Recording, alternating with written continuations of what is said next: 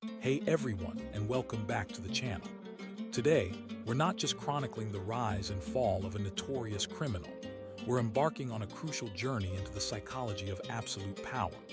We are analyzing the life of Pablo Emilio Escobar Gaviria, the man who became the undisputed king of cocaine, a figure who amassed unthinkable wealth and influence, yet whose existence ultimately terminated in a state of chilling, absolute solitude.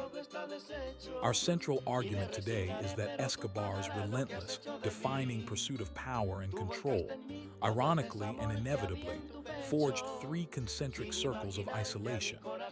These circles systematically severed his ties to society, to his loved ones, and finally to himself, leaving him utterly, existentially alone at the moment of his death. This isn't merely a recounting of facts. It's a sobering philosophical and psychological examination of the true, devastating price of tyranny, and the ultimate verdict on a life lived without genuine human connection. 1. The isolation from the people, the erosion of the social contract. Pablo Escobar's initial ascent was a masterpiece of social manipulation. It was not purely through force, but through a deeply cynical exploitation of socioeconomic disparity. In the early stages of his criminal empire, he meticulously cultivated an image as the ultimate patron, a powerful benefactor, a local hero to the impoverished masses of Medellin. While the central government offered only neglect and indifference, Escobar delivered tangible, immediate benefits. He built homes, funded schools, and constructed football fields. For many in the forgotten barrios, he wasn't a criminal. He was a revolutionary, a Robin Hood figure who granted them dignity and necessities. His power, initially, stemmed from a grassroots, albeit illicit, form of popular support, granting him a twisted sense of political and moral legitimacy. However, as the scale of his empire and the scale of his ego expanded, so did his ruthlessness. This escalation marked the irreparable rupture of his connection with the very people he claimed to champion. The strategic murder of Justice Minister Rodrigo Lara Bonilla, the calculated bombing of Avianca Flight 203, the ruthless assassination of presidential candidates like Luis Carlos Galán, and the relentless car bombings that turned Medellin into a genuine war zone. These were not acts of a benevolent patron. These were acts of terror designed to hold an entire nation hostage. The philosophical price of this escalation was immense and immediate. He irrevocably traded a sincere, popular affection for a terrifying, coercive, and manufactured obedience born purely of self-preservation. The sustained campaign of violence forced the public to make an agonizing moral choice: survival and peace over allegiance to the man who brought them housing. The implicit social contract he had tried to build was irrevocably severed. He no longer represented hope for the poor. He represented an omnipresent threat of death. The shift was agonizingly stark, from adoring crowds celebrating his entry into politics to the desolate, terrified streets following a major terrorist bombing. The people, once his most potent shield, became his first circle of isolation, abandoning him not out of disloyalty, but out of a primal, collective necessity for self-preservation. He became the definition of the oppressive state he once pretended to defy. 2. The isolation from the family, the deconstruction of the sacred refuge. For many figures deeply entrenched in the criminal underworld, the family is the last, sacred, almost inviolable refuge. The one sanctuary where loyalty is supposedly absolute, and emotional bonds transcend the brutality of their public lives. Pablo Escobar was obsessed with this idea. He frequently and fervently declared his wife and children were paramount, the ultimate justification for his criminal life. Yet in his relentless, selfish pursuit of freedom and escape from justice, he systematically and tragically destroyed the very unit he claimed to be protecting. As the sophisticated manhunt intensified and the authorities closed in, Escobar's wife, Maria Victoria, and his children, Juan Pablo and Manuela, were forced to leave their lavish estates and opulent ranches, trading them for a terrifying succession of precarious, cramped, and often squalid safe housing. This agonizing, years-long process of constant flight, of living in perpetual fear, paranoia, and psychological siege, utterly destroyed the normal, comforting, and stable bonds of family life. Their childhoods, their sense of security, their psychological well-being, and their very innocence were sacrificed on the altar of his freedom and survival.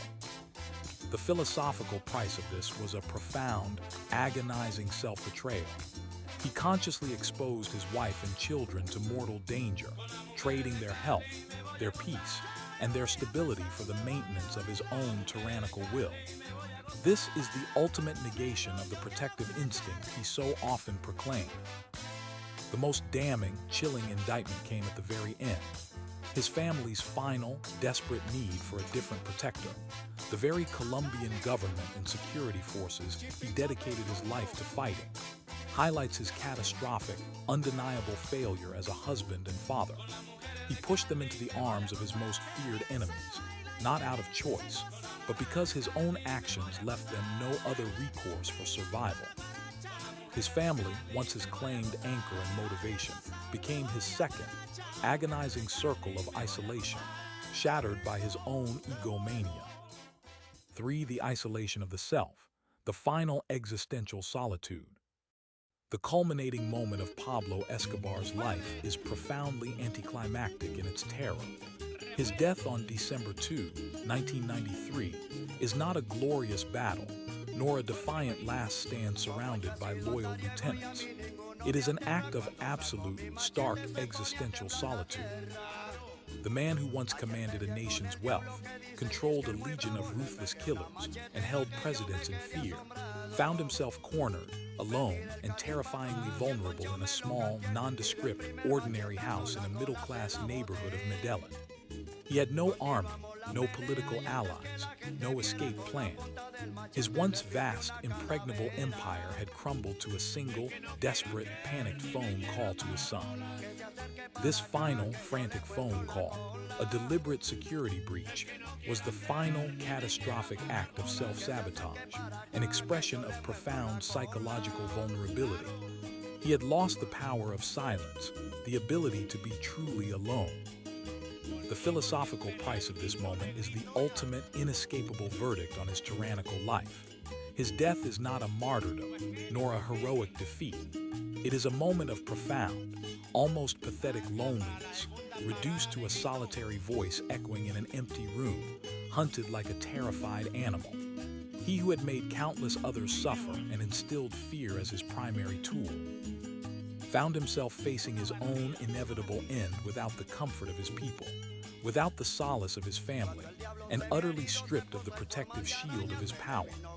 The crushing irony is that the man who craved absolute, total control found himself utterly powerless, utterly alone. The iconic, gruesome image of his dead body, lying sprawled on the tiled rooftop of that nondescript house, speaks volumes. It's not a king falling in battle. It's a cornered animal alone, his reign ending not with the triumphant sound of a war, but with the pathetic echo of a disconnected phone call. His self, once inflated beyond human measure by megalomania, was ultimately stripped bare, revealed in its rawest, most solitary form. He achieved absolute power, and in doing so, he inevitably achieved absolute, irreversible loneliness. The ultimate philosophical verdict on his life of tyranny is precisely this. Absolute power pursued at all costs culminates in absolute, pathetic solitude. In conclusion, Pablo Escobar's life serves as a chilling, profound case study in the destructive, self-negating nature of unchecked ambition. His relentless pursuit of power, intended to secure his legacy and protect his family, paradoxically created 3 concentric circles of isolation, severing his ties with the people who once adored him, shattering the sacred bonds with the family he claimed to protect, and ultimately leaving him utterly, devastatingly alone in his final, desperate moments. His story is a powerful, tragic reminder that the throne of tyranny is, by its very nature, the loneliest seat of all. What are your thoughts on Escobar's ultimate isolation? Does this philosophical tragedy resonate with you, or do you see other, deeper lessons in the psychological cost of his downfall? Let me know your insights in the comments below. If you found this deep dive into the psychology of power and isolation thought-provoking and engaging, please consider hitting that like button, sharing the video with those interested in true crime and philosophical analysis, and of course, subscribing to the channel for more explorations into the complex human stories behind historical figures. Until next time, keep thinking critically about the shadows that absolute power inevitably casts.